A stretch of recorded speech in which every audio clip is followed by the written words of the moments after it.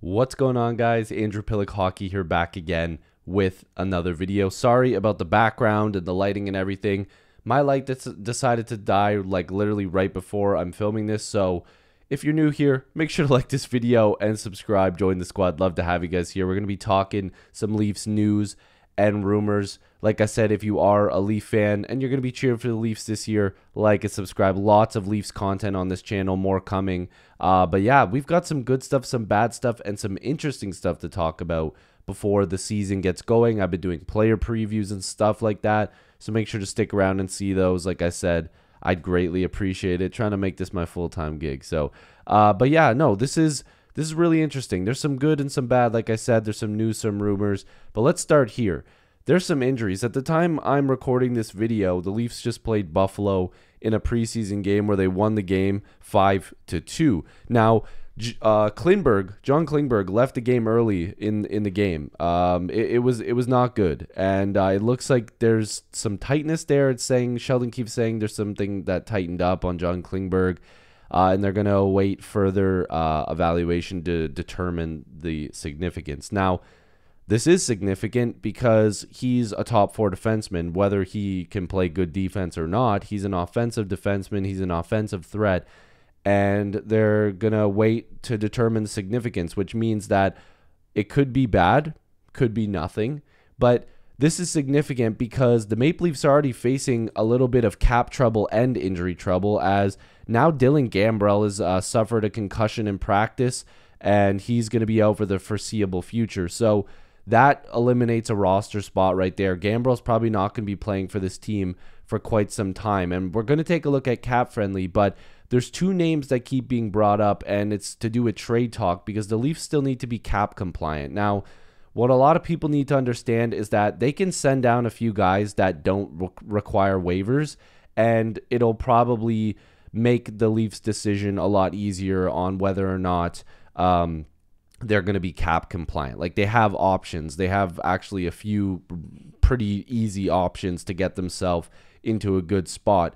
But what's a good thing and a bad thing is that a lot of people were saying that guys like Calle Jarnkrok and Connor Timmins were guys that the Leafs were just going to shuffle around, trade one, maybe trade both, send Timmins to the minors. But Connor Timmins has like 6 points in the preseason already. Like, he's been going pretty strong to start the preseason, and we'll get to him in a second.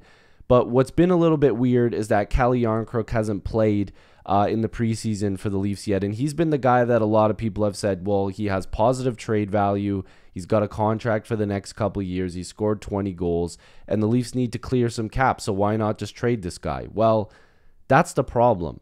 If there's already injury trouble, and the Leafs need secondary scoring and depth scoring, why would you trade Calle Jarnkrok? But the other thing is Jarnkrok actually hurt, or are they keeping him out because maybe a trade is imminent, or there's something going on there where they need to hold him out? I don't know. We really don't know what's going on. But I want to take a look at Jarnkrok before we get any further. Like I said, that $2.1 million contract is pretty reasonable. And the reason I'm saying that is because he's got that deal for this season and the next two. And if you look at his production, Jarnkrok has been really solid, and he just put up a career high in numbers with the Maple Leafs. Like, we can't just ignore the fact that this guy just had the best season of his career. He scored 20 goals. He had 19 assists for 39 points, and he was pretty productive. Like, he looked good in the top six as well. Apparently Austin Matthews was really happy playing with him. I mentioned that in other videos before, that he's a bit of a Swiss Army knife. You can put him in that top six, you can put him in the bottom six, and he knows how to play anywhere. But the fact that he hasn't played any preseason games is a little bit weird. It's a little bit concerning. But again, it could mean that a trade could be imminent. And of course, that would clear out some problems for the Maple Leafs, but they also need that depth. And the only way that I think a Jarnkrok trade makes sense, and he also has the modified no trade clause, the only way it makes sense is if he does waive that no trade clause, and it involves them trading for a defenseman. Now, this brings me to my next point. And like I said, Connor Timmins has looked really good. His offensive IQ has always been good. We've seen it last season.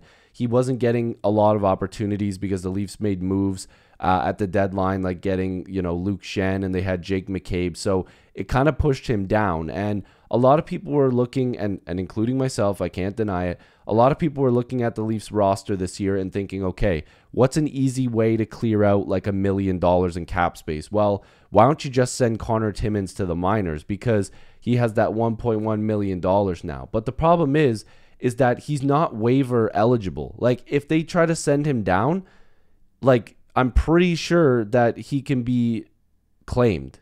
And that's not good, because he's been very good.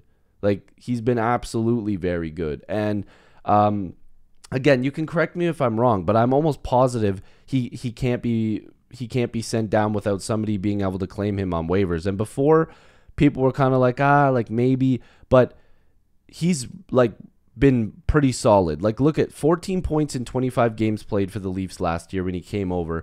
He got an opportunity to be the type of defenseman that he is, and that's a guy that can play a little bit of defense, but he's got that really good offensive mindset. In the preseason game that I watched, and you probably watched, against the Sabres, I'm recording this on the 27th, probably posting it on the 28th, so yesterday, he set up a really nice goal to Kyle Clifford. He made a lot of really nice plays. He was shooting from the point, which is obviously a problem that the Leafs have had. Their players don't, and their defensemen don't usually engage in point shots and stuff like that, which is very silly. But he's able to move the puck. He's able to skate. He makes smart plays. And now it's putting the Leafs in a bit of a puzzle here, and a little bit of a problem, because if you look at their salary cap situation, like Gambrell's going on the IR, but they're probably, I don't know if they can send him down, but I'm pretty sure that was going to be what they wanted to do in the first place. They still have Nick Robertson, who's been playing. Pontus Holmberg, he's going to go down because he doesn't require waivers. But like I said here, right, you're going to send Martin Jones. He does require waivers, but we'll see if he gets claimed. And so that way, those are your goaltenders. They need to clear out a little bit more space. And people are like, oh, well, cool. They'll just send Timmins down. Everything's going to be fine. They'll clear out that cap space. They'll bury it in the minors, and everything's okay.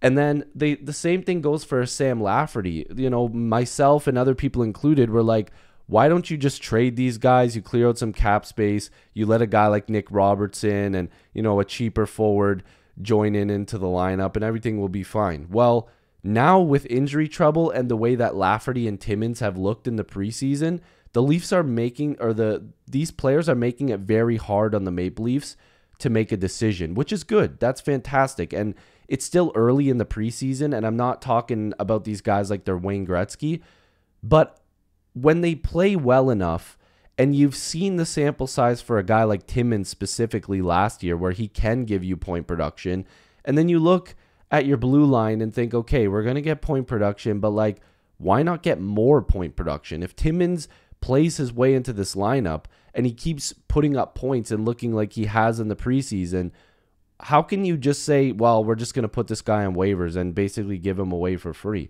The Leafs can't do that because he's playing so well. So it's either they make a trade with him involved and they get back an asset like a pick or something like that, or they have to make a really tough decision and trade somebody else, or put somebody else on waivers, or maybe tell somebody like a Giordano that he's not going to be playing every night and potentially could also be a guy that sits out for a lot of games. They don't really have a ton of options when it comes to that blue line, and that's why I still think something's weird about this Yarncrook stuff, and now they have to really make big decisions here regarding their blue line. Which could include Timmins as well, could include a guy like Lafferty. That's why I want to hand it over to you guys. What do you guys think about all this? And again, we're early in the preseason, but because we make these news and trade rumor videos, I want to hear your guys' thoughts. Leave your comments down below. I need to hear from you. Sound off in the comments like I always say. I love hearing what you guys have to say about the Maple Leafs and trade talk and everything like that. So if you are new here, make sure to like this video and subscribe. Like I said, if you're a Leaf fan, make sure to like and subscribe. If you're cheering for the Leafs, got to do it, man. I love you guys. Thank you so much for watching. Again, what do you guys think? I'm thinking it's a little weird. There's something going on here that we're not really sure about. And of course, in true Maple Leaf video content creator fashion, it's probably going to come out tomorrow. Something's going to happen and this video is not going to make sense. Hopefully it does make sense. I love and appreciate you guys as always. Go Leafs go. I'll see you in the next one. More player previews coming and more trade talk. Peace.